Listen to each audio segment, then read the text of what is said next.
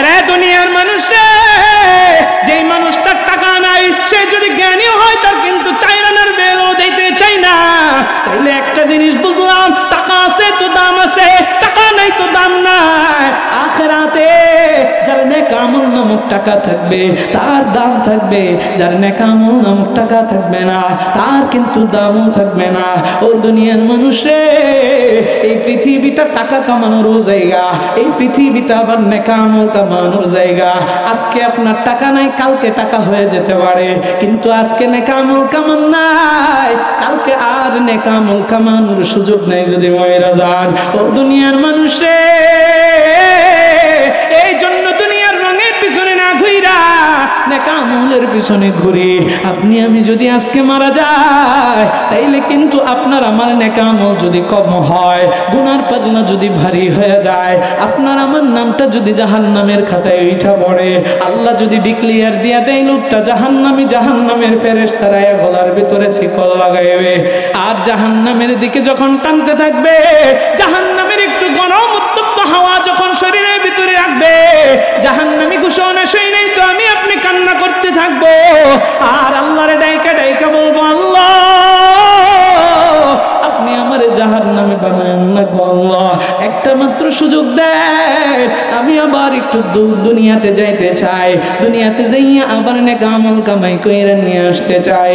ও দুনিয়ার মানুষ রে, একটু জবাব দিয়া জানায় দেয়, দুনিয়াতে আল্লাহ কি আবার দ্বিতীয়বার আসার সুযোগ দিবে নাকি? আর যেরকম দিবে নাকি? ও দুনিয়ার মানুষ, তাইলে এই পৃথিবীতে এখনই আপনার আমার নেক আমল কামাই করার সময়।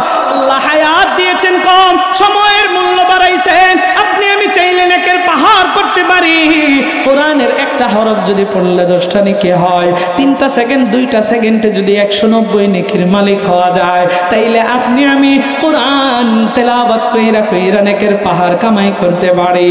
ও দুনিয়ার মানুষ, এই কথাটা শোনার পরে হয়তো বা মনের ভিতরে অনেকের আফসোস জাগতেছে, আরে আমি তো কোরআন তিলাওয়াত করতে পারি না, কোরআন তিলাওয়াত আমি শিখি নাই।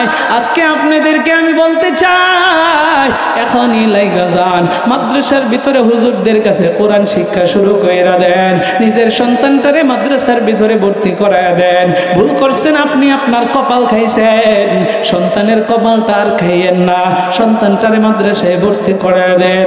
মেয়ে সন্তান থাকলে মহিলা মাদ্রাসায় দিয়া দেন। এরা দুনিয়ার মানুষ রে, এরপরেও আমি আপনাদেরকে আমলটা দিয়া যাইতে চাই। অনেকেই চিন্তা করবেন, হুজুর কোরআনটা শিখতে আমার সময় লাগবে।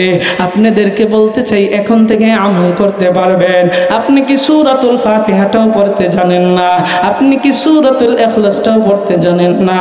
আপনি কি সূরাতুল ফালাকটা, সূরাতুল নাসটাও পড়তে জানেন না? যদি বলেন হ্যাঁ হুজুর এইগুলো আমি পড়তে জানি, প্রত্যেক 5 ওয়াক্ত নামাজে পড়ার জন্য আমি 2টা 4টা সূরা শিখেছি, তাইলে আপনি এখন থেকে এই সূরাগুলো তেলাওয়াতে লাইগা যান। রে দুনিয়ার মানুষ রে, 5 ওয়াক্ত নামাজের পরে জিকির আজকার করবে, আর কোরআনের এই যে সূরাগুলো পড়েন পড়ে, রাস্তা দিয়ে হাঁটতেছেন সূরাগুলো পড়েন, ঘরের ভিতরে শুয়ে আছেন জিকির আজকারের পাশাপাশি সূরাগুলো পড়েন। ও আম্মা জানেরা, গীবত শাকায়াত না কইরা বেশি বেশি কোরআন তিলাওয়াত যে সূরা পড়েন পড়েন। ও আব্বা জানেরা, দোকানপাটে বৈশা বৈশা গীবত শাকায়াত না কইরা কোরআন তিলাওয়াত করেন। এই কোরআন তিলাওয়াত করলে হরফে হরফে 10টা নেকি, শুধুমাত্র না না না, আমার মায়ার নবী জানা দেয়, কোরআন তিলাওয়াত যদি আপনি বেশি বেশি করে করেন, তাইলে এই কোরআন তিলাওয়াতের কারণে আল্লাহ তাআলা বান্দার কলবের ময়লা দূর কইরা দেয়। কন্যা সুবহানাল্লাহ। আপনাদের মনে প্রশ্ন থাকতে পারে, হুজুর হঠাৎ কইরা কলবের ময়লা কেমন করে আসলো? ও দুনিয়ার মানুষ রে, আমার মায়ার নবী দয়ার নবী জানা দেয়, মানুষ যখন গুনাহ করে কলবের ভিতরে একটা কালো দাগ লাগা যায়, আরেকটা গুনাহ করে আরেকটা দাগ পড়ে যায়। মানুষের গুনাহ করতে করতে কলবটা অনেক কালো হয়ে যায়। গুনাহ খারাপ জিনিস, কালো জিনিস। ওই তো দেখেন না, আমার মালিকের ঘর বাইতুল্লাহ শরীফের কর্নারের ভিতরে হাজরে আসওয়াদ নামক জান্নাতের পাথর লাগানো আছে। এই পাথরটা ছিল সাদা, মানুষের গুনাহ টানতে টানতে পাথরটা হয়ে গেছে কালা। ও দুনিয়ার মানুষ রে, মানুষের কলব গুনার কারণে কালো হইয়া যায়। আর যে মানুষটার কলবের ভিতরে কালো ময়লা জমে গেছে, ওই মানুষটার নামাজ পড়তে ভালো লাগে না, ওই মানুষটার কোরআন তেলাওয়াত করতে ভালো লাগে না, ওই মানুষটার জিকির আজকার করতে ভালো লাগে না, ভালো কাজ করতে তার ভালো লাগে না, খারাপ কাজগুলো তার করতে ভালো লাগে।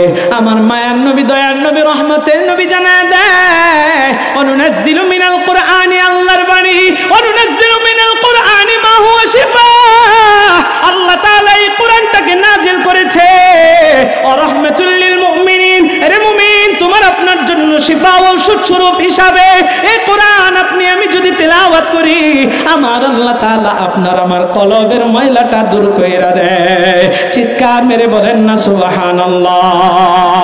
শুধুমাত্র না না না, এই কোরআনটা আপনার আমার জন্য ঔষধ। কোরআন তিলাওয়াতের মাধ্যমে 10টা করে নেকি পাওয়া যায় হরফে হরফে। কোরআন তিলাওয়াতের মাধ্যমে কলবের ময়লা পরিষ্কার হয়। ও দুনিয়ার মানুষে, ও রাহমাতুল লিল মুমিনিন, আল্লাহ তাআলা মুমিনদের জন্য এই কোরআনটাকে রহমত স্বরূপ নাজিল করেছে। এই কোরআন তিলাওয়াত করলে লাভ এমনটা নয়, কোরআন যদি তিলাওয়াত না কইরা বৈশা বৈশা শ্রবণ করেন তাইলেও লাভ। আমার আল্লাহ বলেন, ইদা কুরিআল কুরআন ফাসতামিউ লাহু ওয়া আনসিতু লাআল্লাকুম তুরহামুন। যেখানে কোরআন তিলাওয়াত করা হয় তখন তোমরা সেই জায়গায় চুপচাপ কোরআন তিলাওয়াত শ্রবণ করো। ও দুনিয়ার মানুষ রে, আপনি যদি চুপচাপ কোরআন তিলাওয়াত শ্রবণ করেন, আল্লাহ বলেন লাআল্লাকুম তুরহামুন, আমি আল্লাহ তাআলা তোমাদের উপরে আমার রহমত বর্ষণ করতে থাকি। আরে কোরআন তিলাওয়াত বসে বসে শুনবেন তাও লাভ। এই যে কোরআন তিলাওয়াত হচ্ছে, এই যে কোরআনের বয়ান হচ্ছে, এখানে বসে আছেন, আমার আল্লাহ বলেন লাআল্লাকুম তুরহামুন, আমি আল্লাহ তোমাদের উপরে রহমত বর্ষণ করতেছি। কন্যা সুবহানাল্লাহ। দুনিয়ার মানুষ, এই যে মাদ্রাসায় কোরআন তিলাওয়াত হয়, এই মাদ্রাসার ভিতরে আইসা বইসা থাকবেন আর গান চুট্টিদের সাথে বইসা থাকেন না, দোকানে বইসা বইসা বিড়ি টাইনেন না। মাদ্রাসার ছাত্ররা হাফেজখানার পোলাপানরা যখন কোরআন তিলাওয়াত করে তাদের পাশে আইসা বইসা থাকবেন, আপনার উপরে আল্লাহর রহমত বর্ষণ হতে থাকবে। কান্না সুবহানাল্লাহ। আরে মুমিন মুসলমানের কত কত কত দাম, বুঝি না বুঝি না। এই দেখেন, আল্লাহ তাআলার আরশে আজিমের নিচে 7 শ্রেণীর মানুষকে আল্লাহ তাআলা জায়গা দিবেন। তার ভিতরে যেহেতু কথায় কথা চলে এসেছে এই জন্য বলতেছি, এই যে মাদ্রাসার ছাত্ররা, এই যে হাফেজে কোরআন হয়, আপনি আমি তো হাফেজে কোরআন হতে পারি না, অনেকে আছি হাফেজ হতে পারি না, আলেম হতে পারি না। ও দুনিয়ার মানুষ, দেখেন একটু চিন্তা করেন, বিবেকটাকে জাগ্রত করেন, একটু মেধা দিয়ে বুদ্ধি দিয়ে আজকে একটু মিলায় নেন। আল্লাহ তাআলা 7 শ্রেণীর মানুষকে আল্লাহর আরশে আজিমের নিচে ছায়া দিবেন। ও দুনিয়ার মানুষ, আমি সবগুলো বলছি না, তার ভিতরে কয়েকটা বলছি। আল্লাহ তাআলা কাল কিয়ামতের ময়দানে, কঠিন সেই হাসরের দিনে যখন প্রচন্ড রোদ থাকবে, মানে সূর্যটা আপনার মাথার উপরে, আমার মাথার এক গিব্বা উপরে চলে আসবে, তখন তো আমি আপনি সূর্যের তাপে সহ্য করতে পারবো না। এমন একটা কঠিন দিনে আল্লাহ তাআলা তার কিছু খাঁটি বান্দাদেরকে তার আরশে আজিমের ছায়ার নিচে স্থান দিবেন। আল্লাহ জান্নাতের ব্যবস্থা করবেন তাদের জন্য। আল্লাহ সেই দিন ঘোষণা দিবেন, আইনা আহলি আইনা আহলি, আমার পরিবারস্থ লোকেরা কোথায়, আমার পরিবারের লোকেরা কোথায়। আরে পরিবারের লোক তো তাদেরকে বলা হয় যারা আমার স্ত্রী, যারা আমার মা বাবা, যাদের গর্ভ থেকে এসেছি। ও দুনিয়ার মানুষ, যারা আপনজন, এদেরকে পরিবারের লোক বলে ঘোষণা দেওয়া হয়। একবার একটু চিল্লায় আওয়াজ দিয়ে বলেন, আমার আল্লাহ তাআলার বাবা আছে। আওয়াজটা এত আস্তে কেন, জোরে কোন আছে?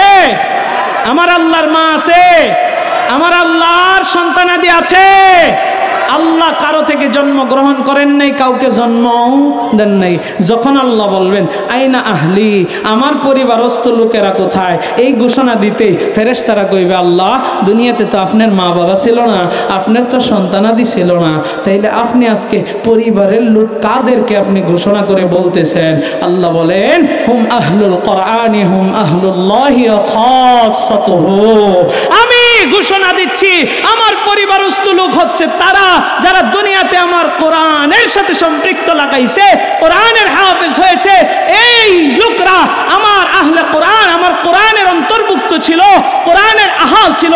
এই আমার কোরআনের আহাল যারা, এরাই হচ্ছে আমার পরিবারের লোক। যাও যাও, আমার পরিবারের লোকদেরকে ডাইকা নিয়ে আসো, আমি আমার পরিবারের লোকদেরকে আরশে আজিমের ছায়া নিচে স্থান দিতে চাই। কন্যা সুবহানাল্লাহ। কোরআনের সাথে সম্পৃক্ত হাফেজে কোরআন, হাফেজদেরকে ডাকবে। এখন এখানে যারা বসে আছে অনেকেই তো হাফেজ না, অনেক মানুষ আছে হাফেজ না। আরে আমরা কি তাইলে আল্লাহর আরশের নিচে ছায়া পাবো না? ও দুনিয়ার মানুষ, আল্লাহ তাআলা হাফেজে কোরআনরে ছায়া দিবে, হাফেজে কোরআন ছায়ার নিচে আসবে। আর এক শ্রেণীর মানুষ, কোরআনের আপনি হাফেজ হতে পারেন নাই, কিন্তু আল্লাহ তাআলা বলবে এই হাফেজে কোরআনদেরকে হাফেজ বানানোর জন্য যারা এদের পিছনে মেহনত করছে, মেহনত কি দিয়ে? বলে তাদেরকে পড়াইছে, তাদেরকে পরামর্শ দিয়েছে, তাদেরকে সহযোগিতা করেছে। এই যে মাদ্রাসার ভিতরে সহযোগিতা করে, বিভিন্ন মাদ্রাসায় সহযোগিতা করে, এরকম আছে না নেই? এই আপনারা মনে হয় সহযোগিতা করেন না, আপনারা করেননি, আপনাদের আওয়াজে করেন না। মাদ্রাসার হাফেজদেরকে, আলেমদেরকে সহযোগিতা করে, মাদ্রাসা নবীর গড়কে সহযোগিতা করে। আল্লাহ বলেন যারা সহযোগিতা করে, হাফেজ কোরআনদের পাশে দাঁড়ায়, এরা যে হাফেজ হয়েছে, অনেক গরিবের সন্তান, তার বাবার টাকা ছিল না, সে যে একটু খেয়ে পড়ে হাফেজ হবে, সে যে মাদ্রাসায় পড়বে, টাকা নাই, কিন্তু সহযোগিতা করেছে। যেই মানুষগুলো সহযোগিতা করেছে তাদেরকেও নিয়ে আসো, তারাও আমার পরিবারের লোক, তাদেরকেও আমি আল্লাহ আরশে আজিমের নিচে ছায়া দিতে চাই। কন্যা সুবহানাল্লাহ। এরা দক্ষিণ কুমারঘাটের মুসলমান, আমরা আল্লাহর আরশে আজিমের ছায়ার নিচে থাকতে চাই। সবাই কিন্তু হাফেজ হতে পারি না, সবাই কিন্তু আলেম হতে পারি না, সবাই কিন্তু মাদ্রাসায় পড়তে পারি না, সবাই কিন্তু অনেক সন্তানদেরকেও মাদ্রাসায় পড়াইতে পারি না। কিন্তু মাদ্রাসার এই হাফেজটা আল্লাহর পরিবারের লোক, আমার আল্লাহ তাআলা এদেরকে আরশে আজিমের নিচে ছায়া দেবেন। আমার আল্লাহ তাআলা আপনাদের জন্য সুযোগ রেখেছেন। আমার মায়ার নবী, দয়ার নবী, রহমতের নবী জানায়া দেয়, যারা হাফেজ কোরআনদের সহযোগিতা করবে এদেরকেও আল্লাহ আরশে আজিমের নিচে ছায়া দিবে। এখানে যারা বসে আছেন, আমরা কি আল্লাহর আরশে আজিমের ছায়ার নিচে থাকতে চাই নাকি চাই না? কারা কারা আরশে আজিমের নিচে, আরশে আজিমের ছায়ার নিচে থাকতে চান, হাফেজে কোরআনদের সাথে জান্নাতে যেতে চান, তারা একটু হাতদের এই মাহফিল আয়োজন শুনলেন, শুনলেন কুমারঘাটীবাসী, শুনলেন কুমারঘাটীবাসী, শুনলেন দিয়া মোহন, ভালো লাগলো আপনাদের এই মাহফিল আয়োজন, হায়রে ভালো লাগলো আপনাদের এই মাহফিল আয়োজন। এই মাহফিলে আসছেন যারা মুসলমান সবাই, কারো গায়ে লেখা তো নাই তাবলীগ চলবো না হাই। এই মাহফিলে আসছেন যারা মুসলমান সবাই, no Awami League, no BNP, no চলবো না হাই। আমরা সবাই আল্লাহর গোলাম, জান্নাতে যেতে চাই, আমরা সবাই নবীর উম্মত, জান্নাতে যেতে চাই। কারা কারা জান্নাত চান হাত জাগান সবাই, যারা যারা জান্নাত চান হাত জাগান সবাই, হাতে লারা দেন সবাই, হাতে লারা দেন সবাই, হাতে লারা দেন সবাই, দিন ইসলামের পথে চলবো, আল্লাহু আকবার বলেন সবাই।